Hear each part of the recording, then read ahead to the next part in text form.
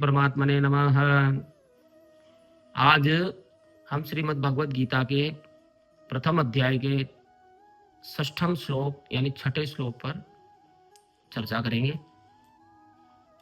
तो छठा श्लोक इस प्रकार है, युधामन्युश्च विक्रांत उत्तमोजाश्च वीर्यवान् सौभद्रो द्रौपदेयाश्च सर्व एव महारथाः।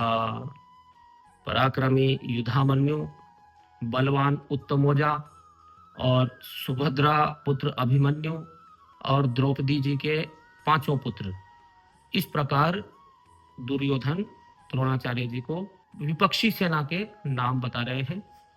तो पहले भी बताए और इस छठे श्लोक में भी बताए गए हैं। राधे राधे महाराज जी।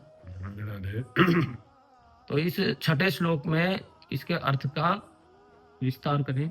ओम श्री परमात्मने नमः। इस श्लोक के अंदर दुर्योधन गुरु द्रोणाचार्य जी को जो पांडव पक्ष की जो सेना है उसमें जो महारथी हैं उनके नाम बता रहे हैं। युधामन्यु और उत्तमोजा, यानी ये दोनों पांचाल देश के युवा हैं। और युधामन्यु ने और उत्तमोजा ने दुर्योधन बता रहे हैं कि ये इन दोनों को अर्जुन ने जो है अस्त्र और शस्त्र की विद्या सिखाई है और अर्जुन ने आपसे अस्त्र शस्त्र की विद्या सीखी है और ये अर्जुन के पक्ष में खड़े हुए हैं। और अर्जुन के पक्ष में खड़े होकर ये जो अर्जुन का जो रथ है वो रथ की रक्षा के लिए, पहियों की रक्षा के लिए इन दोनों को नियुक्त किया गया है। ये बड़े बलवान है, यानी विक्रांत और वीर्यवान, इस शब्द से इनका संबोधन किया।